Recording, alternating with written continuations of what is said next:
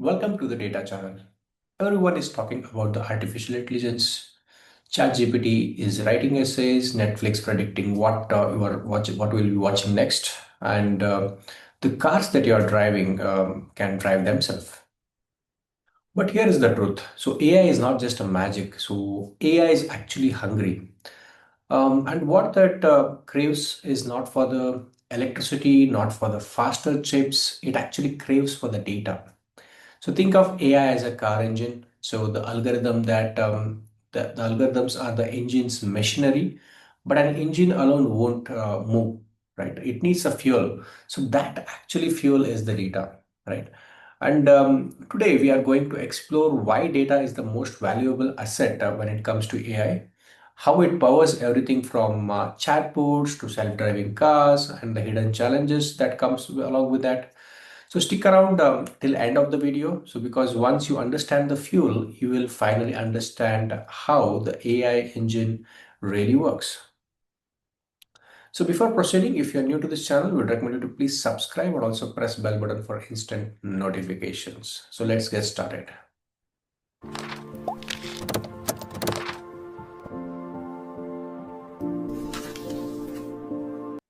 So first of all, let's understand why data is the fuel. So imagine teaching a child without giving them any books, examples, illustrations, experiences, or experiments, how much they can learn, right? So they would be able to learn some pretty much some theoretical concepts or with their limited understanding, but it might not be accurate, or it might not be as per the expectation, or it might not be complete, right? Or they might cannot be experts in that particular topic without giving them these kind of experiences, experiments, because AI is more about having that experience. That means having with experimenting with different data and learning by the learning by the time with the different understanding of data, right? With a similar case of a child, right? So you need to give them more books, more examples, more experience, experiments. So then they will be able to learn with much accuracy and with much like what we can say, it might lead to a good result, right? So AI also works in the same way. Algorithms are like a brain structures, right? But without experiences, without data, so they cannot learn anything, right? Algorithms might be having all kind of a complex architectures or complex designs, right? It might be having a lot of, like, it's like a brain, right? It might be having a lot of wiring inside the or it is built with a lot of complexity, but ultimately what exactly the experiences you are giving, that is actually the data. So without that, it cannot learn anything, right? So that is why we are telling data is the fuel, right? Data is the fuel to the AI algorithms. So for example, take Google Translate. For example, in the very early days, it wasn't so great in terms of predictions, not so accurate, not so very good, because it didn't have much enough data or much enough examples. There were very less people using it. But once it has got a lot, once it has got trained with millions of translated sentences across dozens of languages, so it suddenly become incredibly powerful. And let us also think about Google Map. So Google Map, how it works in the cities, right, versus in the different smaller towns or villages might be completely different, because in cities, the prediction, what the Google Map does, it is very accurate. You might have observed that. But if you go out of the city into different remote areas, so it might not be so accurate. And that is because the same thing. So it doesn't have much of the data, because a lot of people or a lot of vehicles are not traveling in that particular regions. So it is not getting enough data to is getting trained. So now you can compare. So the algorithm which is working for cities and the algorithm which is working for the villages or the smaller town is exactly the same. It is the same kind of a AI or machine learning algorithms that is being used for predicting the time from to reach from X to Y location, or predicting the traffic, etc. Right? But the accuracy, the model accuracy that is given in the cities is completely different than the villages. It is because of the data, right? Not because of the AI algorithm. That is why we are calling data is the fuel, right? So here is the rule, right? So the smarter the AI, the richer its diet of a AI. So that's actually the golden rule you can think of. All right. With that, we will move for the next. That is quantity versus quality. So there's a big myth actually, that is more data you have, always you can have better predictions, right? AI is not just about having a good volume of data, but it is not true, right? Just having the volume of the data, just having more data, doesn't mean that you can make better predictions, right?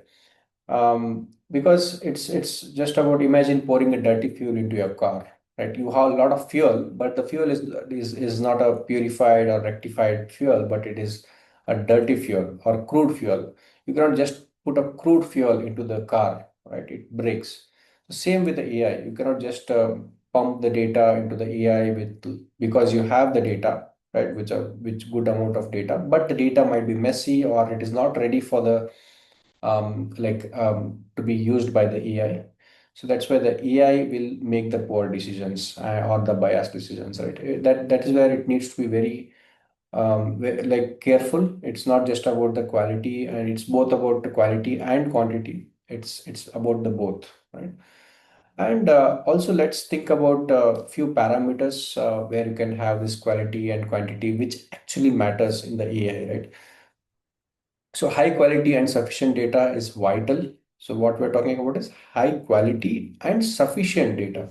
So sufficient data is very important, because there is each algorithms need a different amount of data. So few algorithms might be accurate with small data, and few might not be, and few might need lot of huge volume of data, and few actually, in few cases you need a high quality of data as well, right? Particularly if you are predicting particular target variables or target columns. So for those columns you need high quality of the data. So this is vital for any optimal AI performances, right? And errors or biases in the data can definitely lead to inaccurate results, while large data set improve the model accuracy by providing more examples for the learning. And you can take different parameters and we can discuss here, right? Let's take a data accuracy. So accuracy, like ensuring data accuracy is essential for any reliable AI outcomes, because this involves validation and verifying data sources and data entries, because data might be coming from different systems, right? You integrate the data with the different source systems, and each source system might be interpreting the data in different types or different varieties. So that you need to kind of master the data and make the data accurate for the AI model to consume, right? And there is something called completeness. So complete data always might not be complete, right? So data need to be complete, uh, and if it is not complete, so there is a techniques called data imputations, data encoding, right? So you need to make the data complete by imputing the values, by treating the missing values, right? Or also kind of excluding certain error in this data. So you need to remove the noise, right? For maintaining the data integrity. So that data should be complete, right? So when you say complete, it's not just about making 100% data to be accurate or complete. So these parameters, what we are talking about, like we know in the any you take any enterprise organization, data will never be 100% ready or good for the AI use cases, right? So that is where the challenge is, right? So data might be not accurate, not complete, not consistent. It might have a lot of issues, right?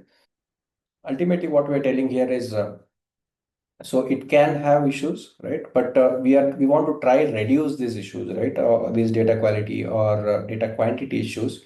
So data might not be 100% good, but we can make it like at least 95% or 98% good, so that your model can perform better. Okay.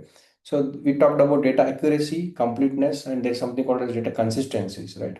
So consistency is because we are getting data from multiple source systems, and multiple the data need to be reliable from which is coming from different systems, right?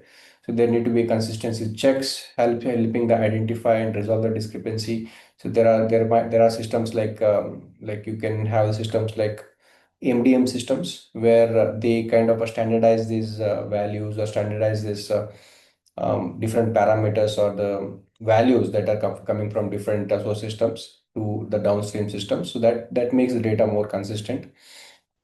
And also the data need to be timeliness. That means data need to be up to date, and it has to arrive on the time, right? So for any relevant application, so regular updates needs to happen. That means there should be a frequent schedules to bring the data in as soon as the data is getting generated. So that has to be fed to the AI model. So to have that AI getting updated timely, and if it is not like uh, like a near real time, at least it should be. It can be near real time or real time. So if it is real time data processing also, there might be use case where you're talking about real time to maintain that data timeliness. And there is data relevance. So the data must be relevant. That means to a specific AI application, because you might be building a AI model. So you need to make sure that the AI model that you are building, the data that you are feeding to that particular AI model is relevant. So in most of the cases, you might be predicting something, but the data that you are giving to the AI model might not be relevant to that particular use cases. So then that might not be a good quality of the data. It might be a good quality of data, but not from the AI model perspective. That is very important, right? So what we're talking about, the data quality is purely from the model that you are building, right? So like in some cases, like that data quality of the data quality might be really good for a particular AI model, but if you want to build another different AI model, the data quality might be bad because the parameters that you're feeding to this AI models might be different, and the outcome that you're looking from these AI models might be completely different, right? And also the data relevance. The data must be relevant that we talked, and the data diversity. So, data need to be diverse. What that means is, like data improves, like the more diverse data, the more different variety of data that you are feeding to the AI model. So that much more robust, and like it will build with the generalization. So it might be including varied data sources and types that helps model perform well with the different scenarios. So that makes model more robust, because if you are giving just one kind of data, like for example, if you are giving a patient data from only from one country and you are predicting certain disease, so it might not work well with the other when you are feeding the data with the other country patient data with the other country or other region, because it might having a lot of different parameters working with different country because of different parameters, right, of by different patients which are very region specific. So that is why it is quite important to build the or train the AI model with the diverse data or the variety of data as much as possible. So that is where you have concept of giving the data with training the data with multiple diverse data and testing the model accuracy, right? And then we have a data volume. So data volume, we are not telling it is not required. It is very important in many cases, but it is not the only parameter, right? So data quality is the critical thing, and the data volume in some cases, handling large volume of present data presents the challenges and benefits also. How you are handling the volume, and also these whatever the volume that you are getting, is it actually required for the model that you are building? Some AI model require huge volume of data to get trained, and few might not actually, right? So all these parameters that we discussed, so it is not that we need the 100% fix all the data quality issues, but we need to make sure that as much as possible we need to concentrate about the data quality of the data, right, and the quantity also, and it is a balance of both, and it is very specific to the AI models that you are building. So that is the key important thing here is to understand. And sometimes it might be case where like the bad data, sometimes it might be worse than having no data, right? So that is why we're talking about it's not just about the volume of the data or data available. So it's also about the quality of the data, right? So which will impact the AI, like accuracy, AI model accuracy. So now moving on, like let's zoom into on how different types of data can shape the AI model. That means in the previous what we have seen, right? So we have seen the data quality and data quantity. So both are definitely impacting the AI, and how it is impacting we have discussed. And now that we were discussing the shapes, how data shapes the AI model.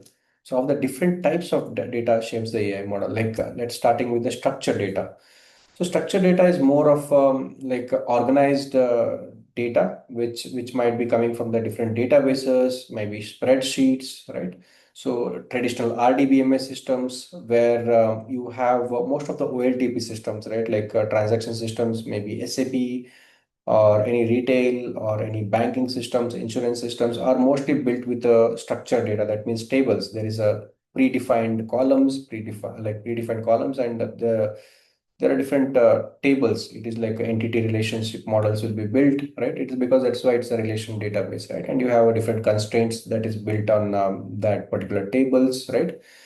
So that is typically used in the scenarios where you have a like you can use that kind of data where these kind of like banking application fraud detections, right? Tracking the transaction and building different use cases based on predicting the risk of like maybe credit risk, market risk, or a different kind of risk you might be predicting here, right? So that is about the structured data. But this is a very traditional data, right? Like very typical data that we used to have. But next is the unstructured data. So this is more messier. It might be text, image, audio, video, or any social media that like we are using today.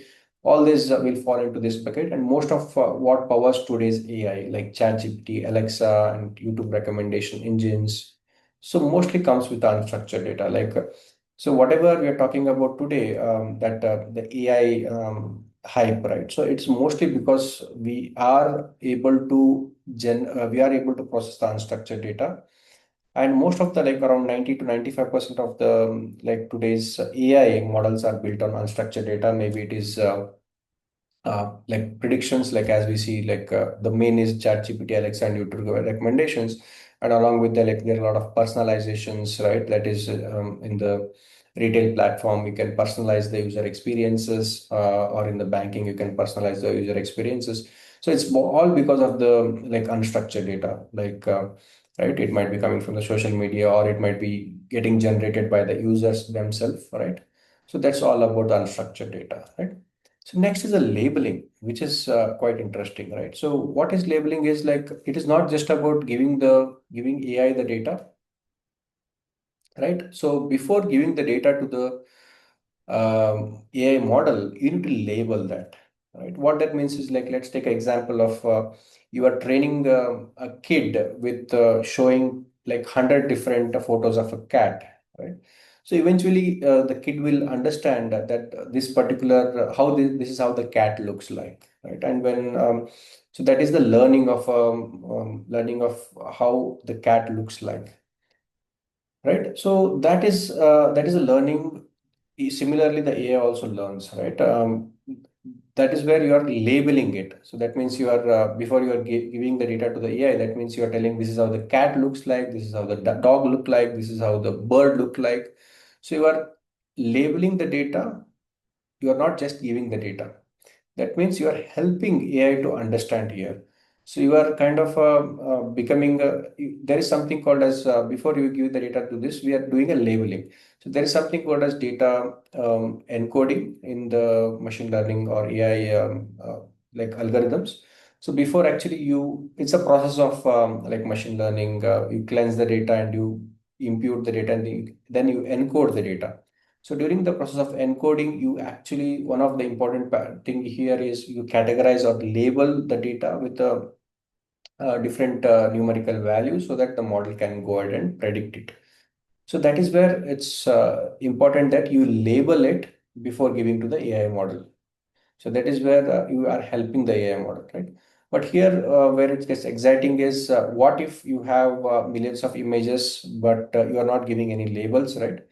So that's where a self-supervised learning comes into picture. So that's a big leap in the AI, like AI inventions or innovations. But this models learns patterns on its own, right? That is what we are calling it self-supervised learning. So you are not labeling it, but it is able, the model itself is able to understand the data based on understanding certain patterns. It is able to create its own labels, right? Without actually hand-holding them with a user-defined labels here, right? So that is anyway, it is a more advanced topic, but generally, like in the traditional AI models, you should be able to give the data and along with the labels. In the more advanced self-supervised learning algorithms, you can if you are not able to label it, so AI like advanced AI models can do themselves, but it is not for all the AI models. So next is the data life cycle. So this is also key thing because data goes through a several stages from collection to till disposal, right? Each stage is critical and crucial for maintaining the data quality and also the data relevance from the AI perspective, right? For example, you think about this, right? Before you build the AI model, you need to also understand who is generating the data, how the data is getting generated. That means the collection point, the origin point of the data. That means the source. So the source might be a system which is a social media platform where it is generating the data, where users are just using that social media network, or it might be a user interface, or it might be a form where the user is filling a survey, right? And it might be a web scraping data which is coming from a different servers are generating that web scraping, or servers might be generating certain logs. So all these are important because if it is a survey, like you need to understand how data is getting generated in that survey, how the users are filling that form. So what forms are mandatory, not what forms are not mandatory, why the users are leaving particular columns as blank, empty. So there might be use case where there might be a reason for users to leave a particular field as blank. So all these things is very critical to understand before actually writing the AI model. Okay. And also you need to understand how the data is stored. Okay, because the collection of the data is stored in the different databases, data lakes, and data warehouses, and we need to ensure the proper storage for accessibility and scalability perspective that we will discuss more about in the next coming slides.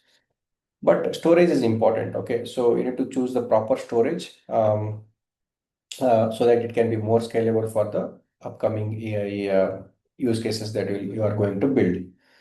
And then comes the processing. So you have the data now because you have collected the data and stored the data. After that, you have the process of processing the data.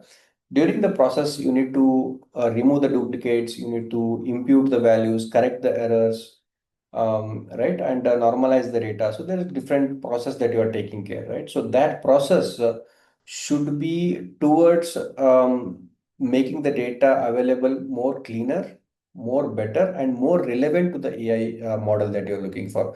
Because whatever the processing you are doing, it should be considering what AI model that you're building. Because different AI models, like if you are imputing the values, right? So there are different imputing, encoding when you're doing a data processing, right?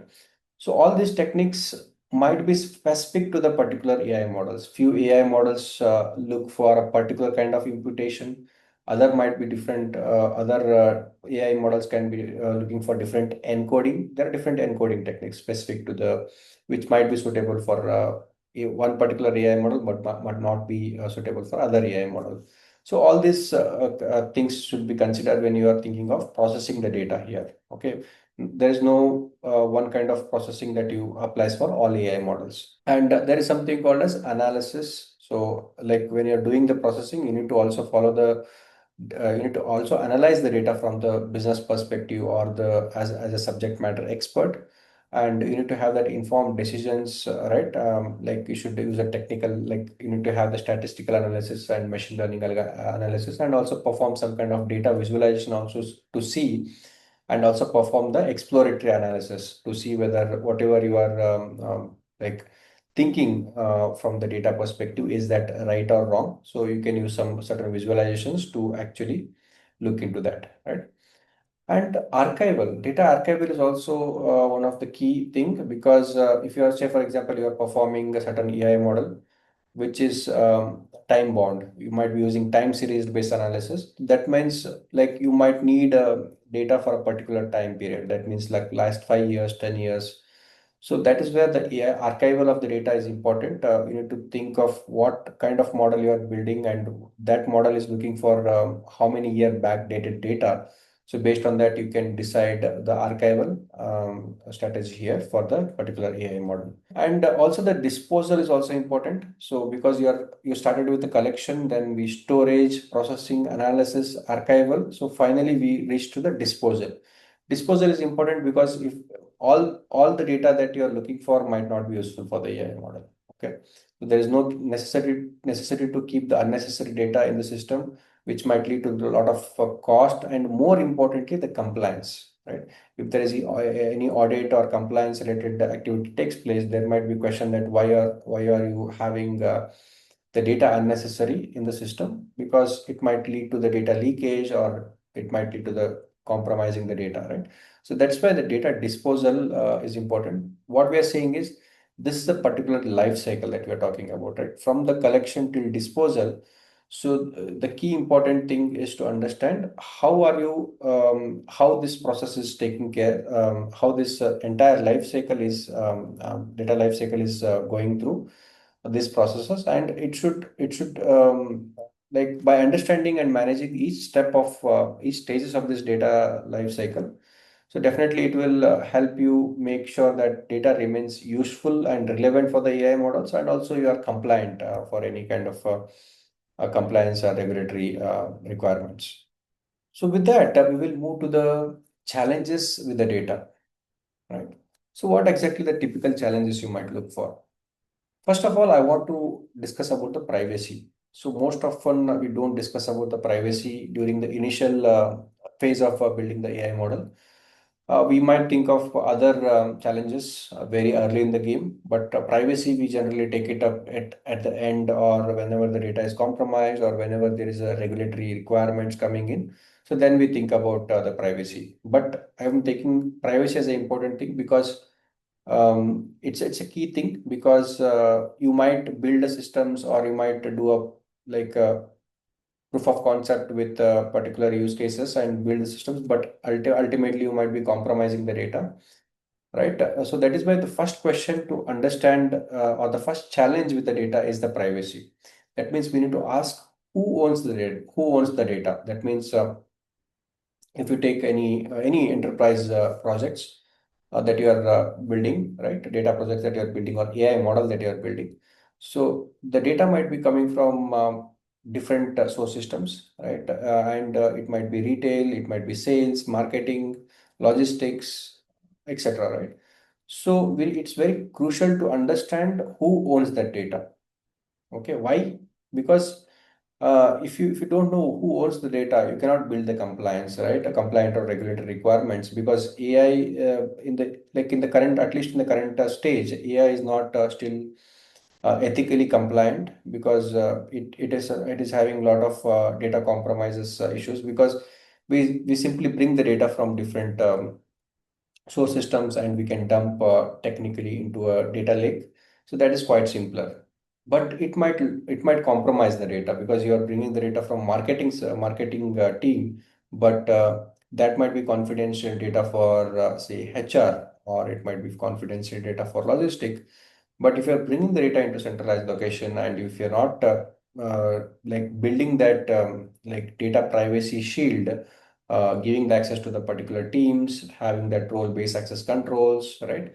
So then you are in a big risk, right? Because you might be building a lot of very good AI models, but you have, like, if you don't take care of the privacy, if you are defeating the whole purpose, because without the privacy, without that taking care of the data, which is like suppose there is a personal identified column, you need to mask that column, and you need to have proper encryptions, decryption mechanisms where the data is in the say during the transit and data is stored in a particular storage systems. So all this is very important when it comes to privacy. And next is bias. So AI doesn't invent the bias. That means AI is by default, it doesn't have any bias towards anything. So it is actually reflecting the bias that exists in the data itself. Whatever the data you are giving to the AI, so that actually data is unfair. Because of that unfair data, AI is giving that bias or like unfair predictions. So that is why, so when you are giving the data to AI, so make sure you have the data, proper quality of the data. Like you need to fill the missing values, input the missing values, right? And make sure the data is more like data quality that we have discussed, right? So with that, if you take care of all those data qualities and data volume related, the quantity and quality part of it, so then you can reduce the biasing of the data. So even then, what happens generally is so AI can still have the biases because no matter how like accurate or good quality of data you might be giving, in some cases it can still get the bias results because of there might be scenario where you're not tested or trained the algorithms or AI models. So that is why it is quite important to keep that bias check.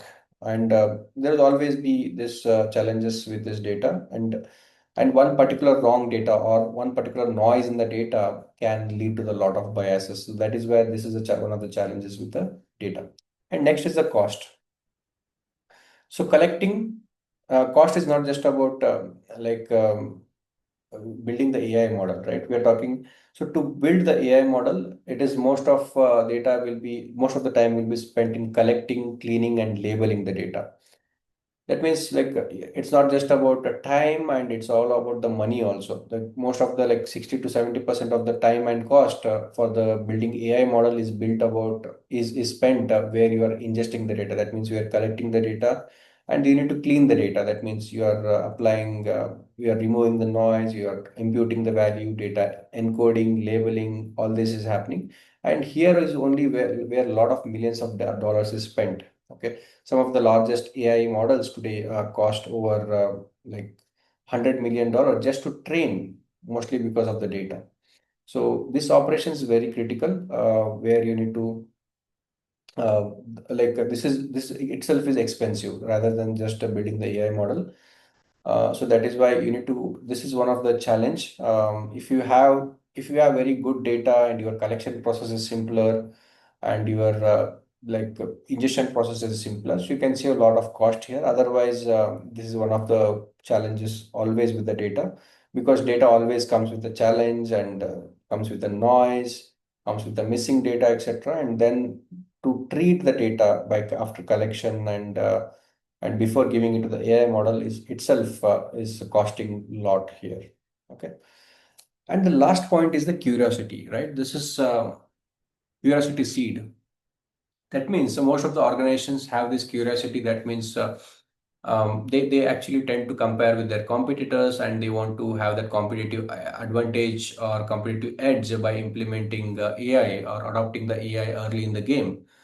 But what happens is many companies say that the data is a new oil, but it might not be a really a new oil. It might be uranium. That means it might be powerful but dangerous if it is misused. So that's why it's quite important for enterprises to understand the investment that they are doing. So it might not be always going towards the accuracy of the investments that is being done by the most of the organizations. They do a lot of investments in like building the new aged AI models, or building the making the organizations AI ready, right? So in this curiosity, like there are a lot of misconceptions that if you are just having the AI models created, you can do a lot of magics in the business, and you can bring a lot of like profit to the business by predicting a lot of decisions, by automating a lot of stuffs. But in reality, what enterprises need to ask the question is what I'm trying to solve with the AI. So this is a very basic question the business or the investment, whoever is doing the investment from the organization need to ask. Is it really required, and why I'm doing this? Is it just because of the competitors, or it is really solving the any business case? And is the business ready to make that investment that actually AI needs? And AI, for building the AI, it's not just about one-time investment. We need to keep on running that AI system, which is definitely a costlier because we talked about right. So it's a lot of like time and effort, and there is a lot of cost behind the storage, etc. Right. So it's not just about building the AI. There is a run and maintain cost of it. So whether business is getting the return on investment for what is the AI model that they're building, right?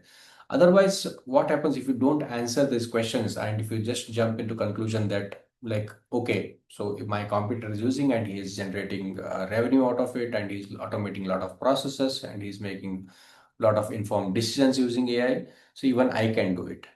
It might not be true. Your process might be messed up, your data might be not ready. So, or you might not be having the AI strategy, right? What exactly you want to do with this data, and how you want to look forward in next 4 or 5 years with the AI implemented. So you might, if you don't have that clarity, if you're just running behind the curiosity, so then that's not good. So that is one of the challenges that most of the organizations are facing nowadays, because they have done a lot of investment and then they have realized their process in the enterprise is messed up, so their data is not clean. So it is most of the cases like creating the AI models is not feasible. So that they are understanding slowly, most of the organizations, right? And few organizations are successfully using the AI, but like other organizations are actually done the lot of upfront investment, and then they are realizing that late in the game. So that is why we say AI, like AI might be, or the data might be oil, right? Or it might be uranium, right? That means it might be powerful but dangerous if it is not used properly, or if it is not kind of interpreted properly with the business goals or business priorities that you're looking for. So with that, we'll jump to the next one. Like, think like a data scientist. Why? Because data scientist, the thought process would be more mathematical, statistical, right?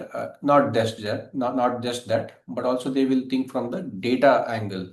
So definitely from a technical lens, they need to think about what AI algorithms they have to use, what is the ML algorithm they have to use, how they have to interpret the data, cost, scalability, etc. All this comes into picture, right?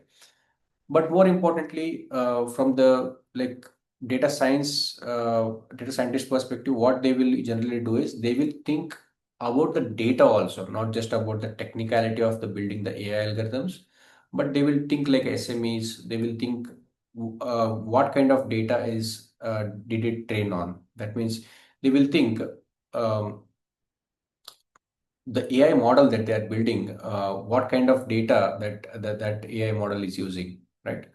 What kind of data it did train on, because all data that you are feeding to the AI model might be not be used, okay? And there might be a chance where could the data be biased or incomplete. Sometimes the data might be whatever the data you might be giving, not always the accurate the data that you are giving. So data might sometime be biased, or it might be creating the bias towards what you are looking for, or it might be incomplete also. And also we need to think about what happens if the data changes tomorrow, because generally what happens is we build a model, right? And that model we deploy to the production, and it is giving a tremendous good result, okay? So then we think the AI model is successful, but it is not, because like after 1 month or after 1.5 month, the AI behavior might change, the accuracy might change, because the data the data keep changing, right? So the data keep changing from the input sources. The AI model is not changing, but the data is changing. So during this process, what might happen is because the data is changing, the model performance you are getting 1 month back, it might not be the same today. Okay, that is where it is important to set the monitoring, right? You need to keep on checking in the production. You need to keep on checking the AI model performance. The performance might be improving or deprecating, right? So when it is deprecating, you need to fine tune that model. So fine tuning the model is again, it is a regular activity. So AI model, keep in mind that AI model is not a one-time process where you build a AI model or algorithm, you use certain algorithm and you just deploy it and leave it. And you have that accuracy expectation. So you always have that accuracy. It is not like that, right? So even though when you are before you put it to production, if it is having good accuracy, so it is quite important to keep on monitoring that. But there is, because the data is changing gradually over the time, so there is a high possibility the performance might be going up and down. So if it is coming down, so it is quite important to tweak the AI models and tweak the data, data treatment that you are giving to that model, so that you can keep the AI model accuracy intact, right? So this mindset is what separates the casual AI users from the future AI leaders. So you need to think like a AI leader when you are investing a lot of time and money to that particular use case, right?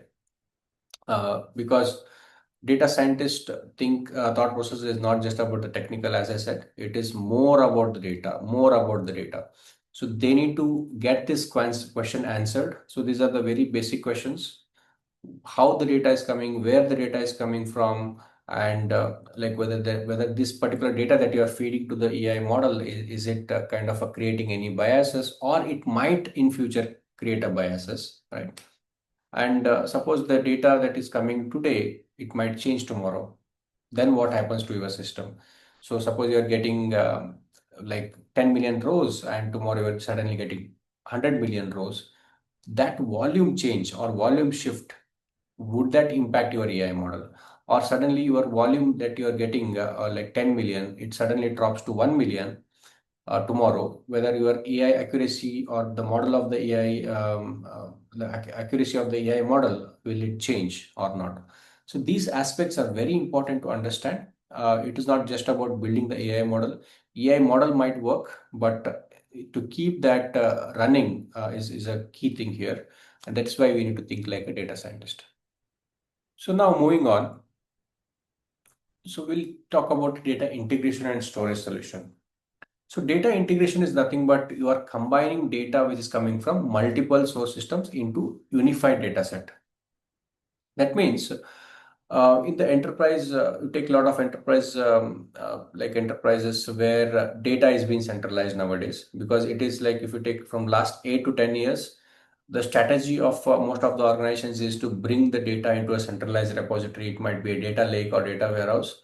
Usually it will be data lake, where you are bringing the data from different platforms, might be retail, sales, logistics, etc., all into one place. So you are trying to centralize the data into a data lake. So why they have done that, most of the organizations in last 8 to 10 years, is because they want to keep this as a future ready for implementing any upcoming AI kind of scenarios or use cases. So that is why most of the um, enterprises have done this already, the data integration part of it, and they have brought the data into a centralized unified location. And this actually might involve merging the data set and resolving the conflicts and ensuring any consistencies across different systems, formats, structures. So they have dealt with this already. Okay, most of the organizations have already dealt with this, creating complex integration systems and making the data standardized and bringing it to a unified data lake kind of thing, right? So that is the integration, right? And so choosing efficient storage systems is very critical. What that means is you need to understand where exactly you want to store the data, like before applying the any AI or any AI models, right? So you can store the data in cloud. You can store where it offers scalability, flexibility to expand as the data grows, right? Where you have that kind of scenario where your AI model should be scalable enough. So then the data underlying the data also should be supporting that, like using that storage, which supports this kind of scalability, isn't it? And also the data lake. So data lake is also provided by most of the cloud vendors, and it is a raw format of the data will be stored, and it's basically used for diverse analytics and machine learning use cases. And data warehouse generally, AI models directly doesn't use the AI data warehouse. In some cases it might, but generally what happens is this data from the data warehouse will be dumped into data lake. And the most of the AI ML use cases will use data lake as their source systems, because it is meant for that scalability, and it is created for that diverse analytics use cases because of how the data is stored and how the data is scalable, etc. So that is the so together effectively what we are saying is the data integration and these strategies, storage solutions ensure data is accessible, secure, and ready for the any kind of AI use cases, AI powered use cases, right? And these storage solutions also matters a lot, because choosing the right storage solutions is very critical, because that will impact your AI strategy going forward, and depends on how you are want to scale the solution, etc. So with that, finally we are come to end of this video. So remember, AI is not just about the algorithms; it's about the data. So the cleaner, richer, and more diverse the data, the smarter the AI becomes. But if the data is biased, incomplete, or misused, the AI can just be dangerous, and as it is powerful. Hope this was useful, and if this was useful, please like, share, and subscribe. And also, please comment in the comment section if you have any specific questions. I'll be able to answer that. Thanks for watching.